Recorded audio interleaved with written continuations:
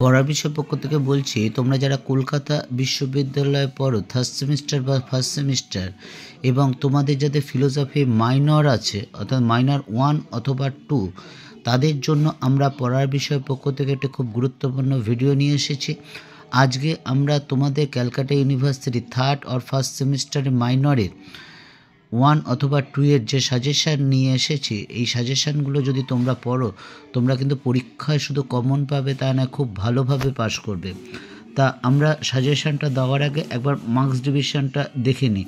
চলো, যারা থার্ড সেমিস্টারে পড়ছো বা ফার্স্ট সেমিস্টারে পড়ছো তাদের জন্য এই ফিলোসফিটা এবার প্রথম এসেছে কলেজে।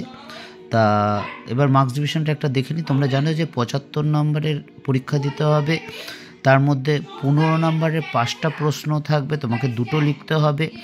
700 থেকে 800টি শব্দের মধ্যে মোটামুটিভাবে, একটু কম বেশি হলে কিছুই হবে না। 10 নম্বরের 5টা কোশ্চেন থাকবে, 2টো কোশ্চেন লিখতে হবে। 500টি শব্দের মধ্যে একই কথা, একটু কম বেশি হলেও সমস্যা নেই।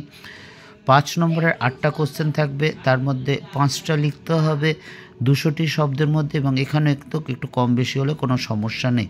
এই হলো আমাদের 75 নম্বরের পরীক্ষা, এবং আমরা 10 আর 15গুলো একসাথেই রেখেছি আর 5গুলো আলাদা রেখেছি। তা চলো আর কথা না বাড়ি আমরা সাজেশান শুরু করি।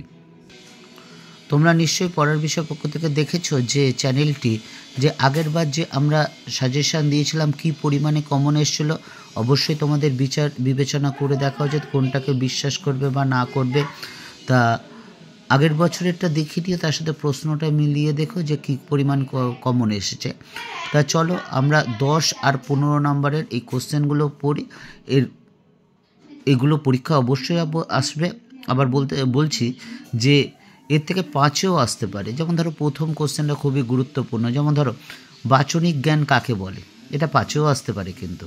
বা বাচনিক জ্ঞানের আবশ্যিক সত্যগুলি উদাহরণসহ আলোচনা করো, এটাও 5এ আসতে পারে। এই সত্যগুলিকে বাচনিক জ্ঞানে পর্যাপ্ত সত্য যুক্তিসহ আলোচনা করো। 2 নম্বর কোশ্চেনটা দেখো, আমি চিন্তা করি অতএব আমি আছি, দেকার্তের এই সূত্রটি স্পষ্টভাবে ব্যাখ্যা করো। 3 নম্বর, সহজাত ধারণা কাকে বলে, লক কীভাবে সহজাত ধারণা খণ্ডন করেছে, তার জ্ঞানতত্ত্বের উপর এই খণ্ডন প্রচেষ্টা কী প্রভাব ফেলেছিল। 4 নম্বর, নৈতিক ও অনৈতিক ক্রিয়ার মধ্যে পার্থক্য আলোচনা করো। অনৈতিক ক্রিয়া কি নীতি গৃহীত, উদাহরণসহ বিভিন্ন প্রকার অনৈচ্ছিক ক্রিয়ার বা অনৈতিক ক্রিয়া ব্যাখ্যা করো। 5 নম্বর, উদ্দেশ্য ও অভিপ্রায়ের মধ্যে পার্থক্য লেখো, এই দুটির মধ্যে কোনটি নৈতিক বিচারের বিষয়বস্তু আলোচনা করো। 6 নম্বর, কার্যকারণ সম্পর্কে বুদ্ধিবাদীদের প্রসক্তি তত্ত্ব আলোচনা করো। এই 6 আর 7 এই দুটোর মধ্যে কিন্তু একটা অবশ্যই আসবে, দুটোও আসতে পারে। 7 নম্বরের কোশ্চেনটা দেখো, কার্যকারণ সম্পর্কে হিউমের সতত সংযোগ মতবাদ আলোচনা করো। 8 নম্বর, জ্ঞানের উৎস সম্পর্কে কান্টের বিচারবাদ আলোচনা করো। 9 নম্বর, সমাজ দর্শন কাকে বলে, এর আলোচ্য বিষয়গুলি লেখো। দর্শনের শাখা হিসাবে সমাজ দর্শনের গুরুত্ব আলোচনা করো। এবং লাস্ট কোশ্চেন 10 নম্বর, নীতিবিদ্যার বিষয়বস্তু আলোচনা করো। দর্শনের শাখা হিসাবে নীতিবিদ্যার গুরুত্ব আলোচনা করো। এই 10টা কোশ্চেন তোমরা একটু ভালো করে দেখে যেও, তাহলে আমরা আশা করি তোমাদের যে 15 নম্বরের 2টো কোশ্চেন লিখতে হবে বা 10 নম্বরের 2টো কোশ্চেন লিখতে হবে, সেগুলো কিন্তু তোমরা অবশ্যই কমন পাবে। তবে আরেকটা কথা, তোমরা কিন্তু একটু আত্মস্থ করে মুখস্থ করবে, একেবারে কিন্তু মুখস্থ করলে হয় না।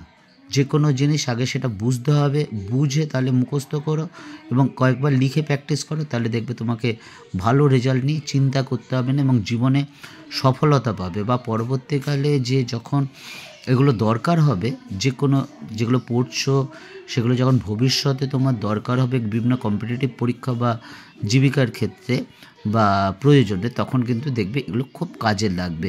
আজকে আমরা সেটা বুঝতে পারি যে আমরা সেরকম করেছিলাম বলে কিন্তু আজকে আমাদের অনেক সাহায্য হয় বা উপকার হয়, যাই বলি না কেন।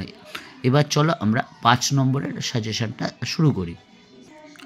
আমরা বলেছি তোমাদের 5 নম্বরের 8টা কোশ্চেন থাকবে, তার মধ্যে 5টা কোশ্চেন লিখতে হবে এবং এগুলো পড়লে তোমরা অবশ্যই কমন পাবে, এর নিয়ে কোনো সন্দেহ নেই। দেখো প্রথম প্রশ্নটা, অধিবিদ্যা কাকে বলে, এর ব্যুৎপত্তিগত অর্থকে, দর্শন ও অধিবিদ্যার মধ্যে সম্পর্ক লেখো।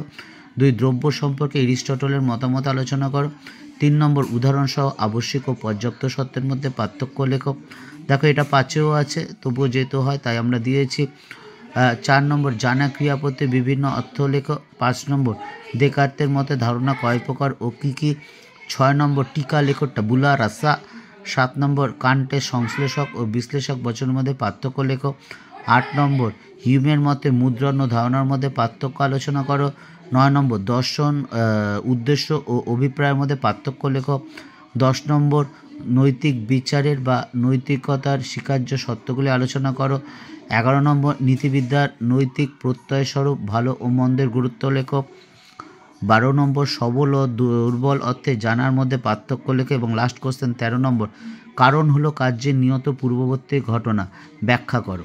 এই 13টি কোশ্চেন তোমরা কিন্তু একটু ভালো করে পড়ে যেও 5 নম্বরের জন্য, তাহলে দেখবে তোমাদের 5 নম্বরের যে 5টা কোশ্চেন লিখতে হবে তাতে কিন্তু কোনো সমস্যা হবে না। তবে আবার বলছি, চোখ কান বুঝে মুখস্থ করো না, আগে বোঝো, অর্থাৎ জিনিসটা আত্মস্থ করে পড়ো, মুখস্থ করো, তারপর কয়েকবার লিখে প্র্যাকটিস করো, কিচ্ছু চিন্তা করতে হবে না।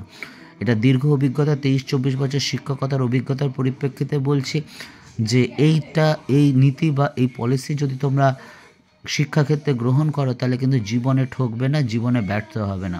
পড়ার বিষয়ের পক্ষ থেকে এতটুকুই। অগ্রিম শুভেচ্ছা রইল। শুধু তোমাদের এই পরীক্ষা ভালো হবে তাই না, গ্র্যাজুয়েশন খুব ভালোভাবে পাশ করবে এবং জীবনে সফল হবে। পড়ার বিষয়ের পক্ষ থেকে এতটুকুই। অগ্রিম শুভেচ্ছা রইল।